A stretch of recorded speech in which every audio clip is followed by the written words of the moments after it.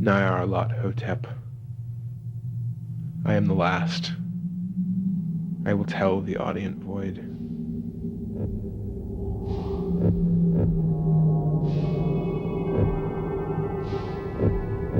I do not recall distinctly when it began, but it was months ago.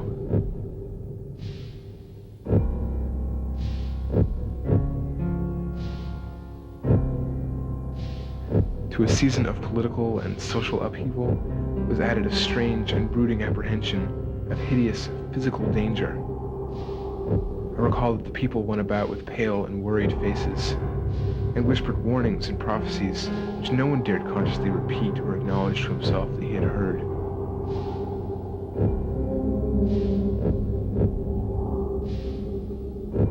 A sense of monstrous guilt was upon the land, and out of the abysses between the stars swept chill currents that made men shiver in dark and lonely places.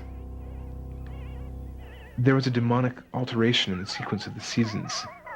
The autumn heat lingered fearsomely, and everyone felt that the world, and perhaps the universe, had passed from the control of known gods to that of gods or forces which were unknown.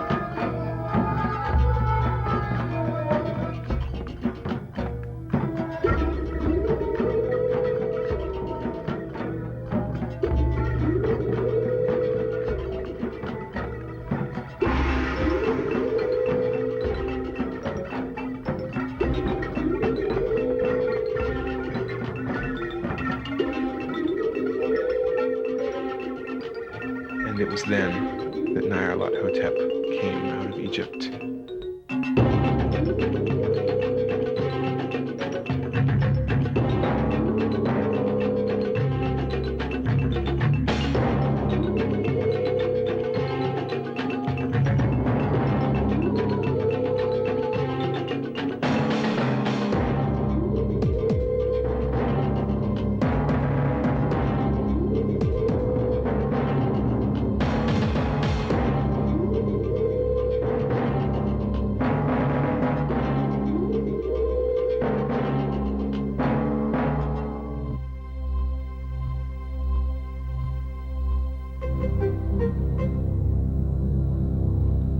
Into the lands of civilization came Nyarlathotep. Swarthy, slender, and sinister, always buying strange instruments of glass and metal, and combining them into instruments yet stranger.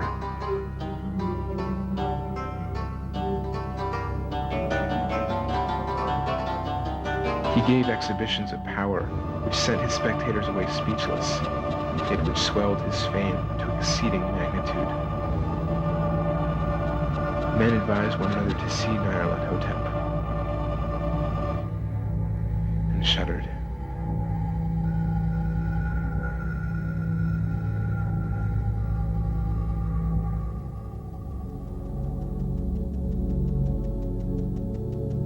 And where Nyarlathotep went, rest vanished, for the small hours were rent with the screams of nightmare.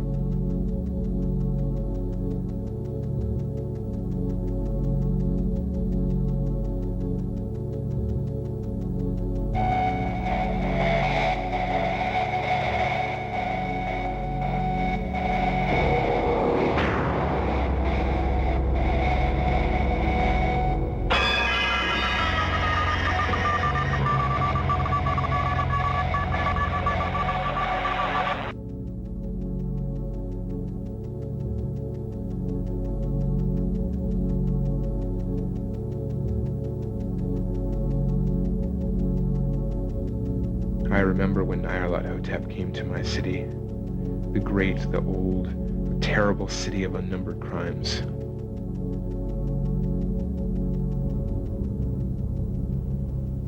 My friend had told me of him and of the impelling fascination and allurement of his revelations.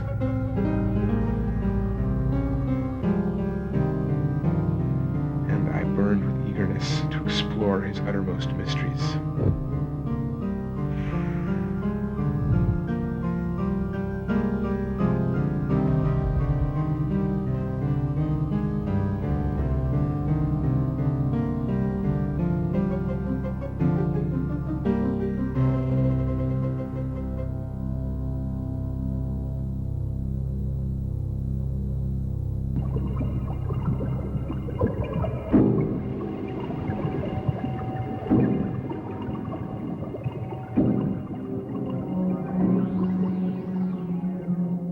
My friends said they were horrible and impressive beyond the most fevered imaginings, and what was thrown on a screen in the darkened room prophesied things none but Nyarlathotep dared prophesy.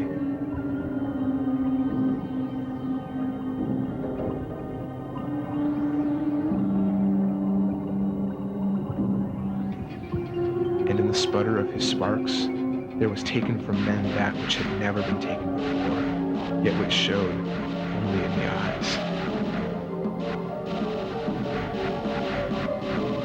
And I heard it hinted abroad, those who knew Nyarlathotep looked on sights which others saw not.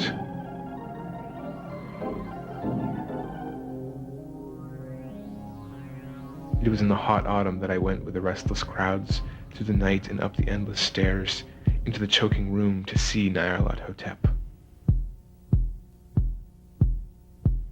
He greeted us, saying he had risen up out of the blackness of 27 centuries.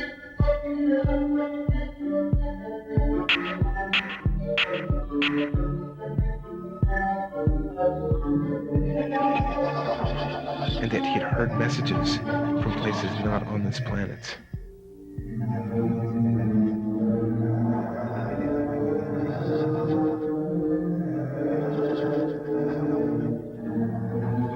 He spoke much of the sciences, of electricity and psychology.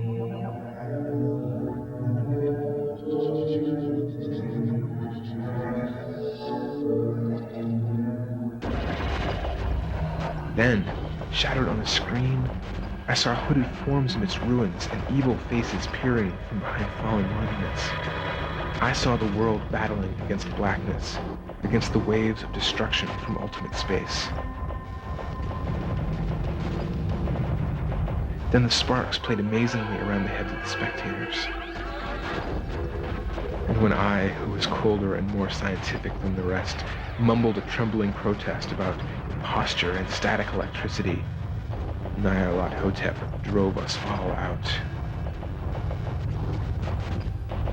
Down the dizzy stairs into the damp, hot, deserted midnight streets.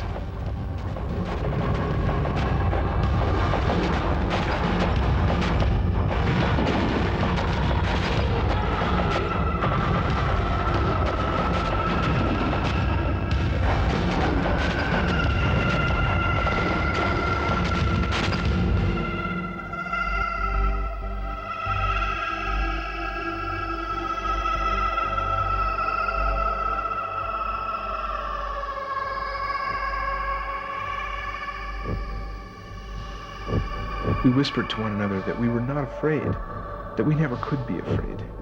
We swore the city was exactly the same and still alive. But then the electric lights began to fade.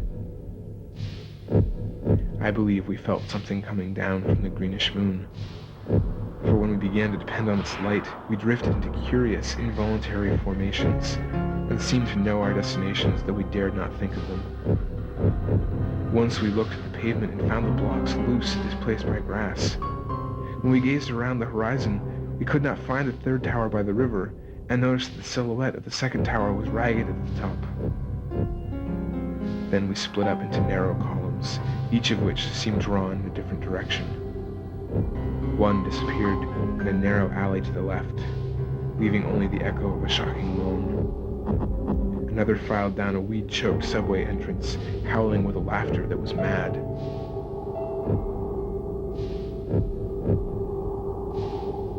My own column was sucked toward the open country, and presently I felt a chill which was not of the hot autumn, for as we stalked out on the dark moor, we beheld around us the hellish moon glitter of evil snows. Trackless, inexplicable snows, swept asunder in one direction only, where lay a gulf, all the blacker for its glittering walls. The column seemed very thin indeed as it plodded dreamily into the gulf. I lingered behind, for the black rift in the green-litten snow was frightful, and I thought I had heard the reverberations of a disquieting wail as my companions vanished.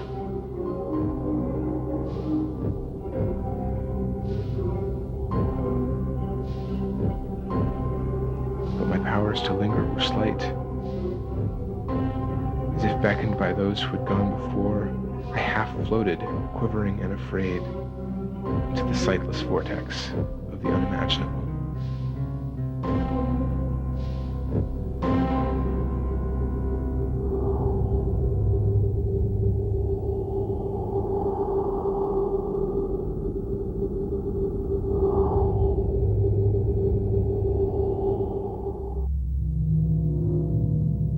A sickened shadow writhing blindly past ghastly midnights of rotting creation, corpses of dead worlds with sores that were cities, charnel winds that brush the pallid stars and make them flicker low.